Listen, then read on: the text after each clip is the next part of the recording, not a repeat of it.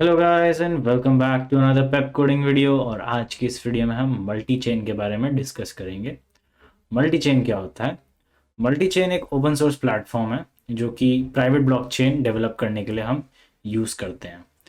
तो इसके कुछ फीचर्स देख लेते हैं। तो जो मल्टी चेन सॉफ्टवेयर है ये ओपन सोर्स है और लिनक्स, मैक और हमारे विंडोज़ के साथ कंपैटिबल है। तो हम किसी भी ऑपरेटिंग सिस्टम में इसको यूज़ कर सकते हैं।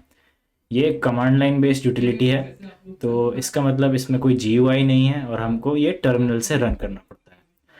क्योंकि ये कमांड बेस्ड यूटिलिटी है तो ये काफ़ी लाइट वेट है। इसके लिए बहुत ज़्यादा रिसोर्सेज नहीं चाहिए और ये आराम से आप किसी भी कंप्यूटर में डिप्लॉय कर सकते हैं।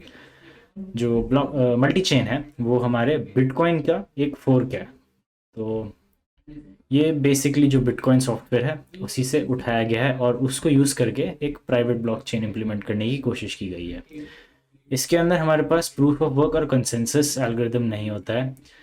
मतलब we can implement it, it is optional. By default ये दोनों ऑफ होते हैं ना, क्योंकि एक प्राइवेट ब्लॉकचेन में हमको कोई इंसेंटिव देने की ज़रूरत नहीं है। पब्लिक ब्लॉकचेन में तो हम माइनिंग के थ्रू एक इंसेंटिव देते हैं जो कि रिवॉर्ड होता है क्रिप्टो करेंसी का। बट क्योंकि ये एक प्राइवेट ब्लॉकचेन है, यहाँ पे इंसेंटिव ही यही है कि आपकी किसी इंटरनल कंपनी का एक ब्लॉकचेन है तो इसको मेंटेन करना है।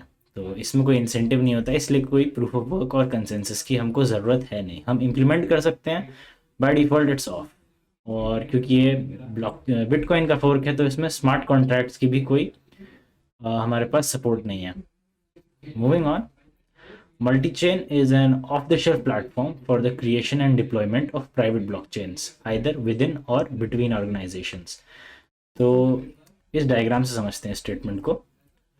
तो जो हमारी ब्लॉकचेन है ये एक प्राइवेट ब्लॉकचेन है जो कि हम एक ही कंपनी के अंदर या मल्टीपल कंपनीज के अंदर यूज़ कर सकते हैं। तो इस ब्लॉकचेन से हम मल्टीपल कंपनीज के बीच या मल्टीपल ऑर्गेनाइजेशंस के बीच डेटा हम स्टोर करके ट्रांसफ़र कर सकते हैं। तो जैसे कंपनी ए है, ये माई एसक्यूएल यूज़ कर रही है, company B MongoDB use कर रही है, कंपनी सी कोई और डेटाबेस यूज़ कर रही है, कंपनी डी कोई और डेटाबेस यूज़ कर रही है। तो इन सब से हम अपनी ब्लॉकचेन से डेटा इन कंपनीज के अलग अलग डेटाबेसेस में फीड कर सकते हैं। वो इंटरनली जैसे काम करना चाहते हैं वो कर सकते हैं और फिर वापस वो ब्लॉकचेन डेटा फीड करके आपस में शेयर कर सकते हैं। बिकॉज ब्लॉकचेन में हम डेटा एक बार ऐड हो गया तो चेंज तो कर नहीं सकते।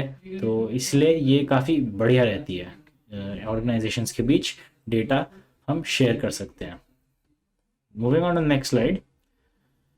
जो बिटकॉइन हमने पहले भी डिस्कस किया कि it's derive from the Bitcoin core software, तो ये बिटकॉइन इकोसिस्टम के साथ कंपैटिबल भी है और इसके अंदर कोई खुद की अपने आप से कोई क्रिप्टो करेंसी या एसेट्स नहीं होते हैं। हम अपने आप से ऐड कर सकते हैं, हम बाद में क्रिएट कर सकते हैं, लेकिन नेटिवली इसके अंदर पहले से ही कोई एसेट नहीं होता है। और इसमें एसेट क्रिएशन में कोई रिस्ट्रिक्शंस नहीं है, नो रिस्ट्रिक्शंस। तो हम एक बार में मिलियंस ऑफ एसेट्स भी जनरेट कर सकते हैं। और जैसे बिटकॉइन में तो 21 मिलियन बिटकॉइंस की लिमिट है कि दुनिया में हमेशा 21 मिलियन से ज़्यादा बिटकॉइंस नहीं होंगे। यहाँ ऐसा कुछ नहीं है, ये हमारी प्राइवेट ब्लॉकचेन है, यहाँ हम रूल सेट करते हैं। तो हमारी मर्जी होगी कि कितने हम एसेट जनरेट करना चाहते हैं।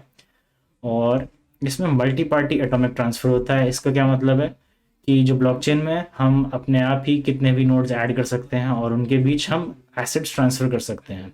ये तो मल्टी पार्टी हो गया। एटॉमिक ट्रांसफ़र का मतलब ये है जैसे हमारा कोई एसेट है, जैसे हमने एक बार में 1000 एसेट्स या 1000 कॉइन्स बोल लेते हैं जनरेट किए, तो हम आपस में 0.01 कॉइन्स भी ट्रांसफ़र कर सकते हैं। तो ये एटॉमिक ट्रांसफ़र हो गया कि हमको एक पूरा यूनिट ट्रांसफ़र करने की ज़रूरत नहीं, हम उसका एक पार्ट भी ट्रांसफ़र कर सकते हैं। नेक्स्ट, क्योंकि ये प्राइवेट ब्लॉकचेन है, यहाँ पे परमिशंस बहुत ही इंपॉर्टेंट रोल प्ले करती हैं।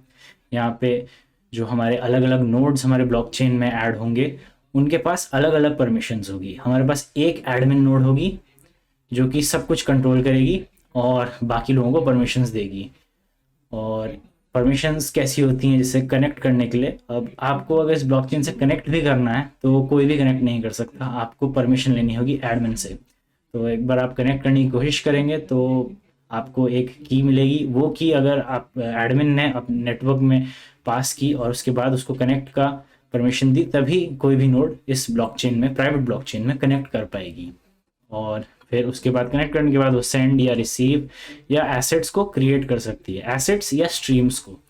जो एसेट्स तो हमारी कोई क्रिप्टो करेंसी हो गई या फिर किसी तरह की एक्सचेंज करने का मीडियम हो गया, बट जो स्ट्रीम्स होती हैं ये हमारा डेटा होता है।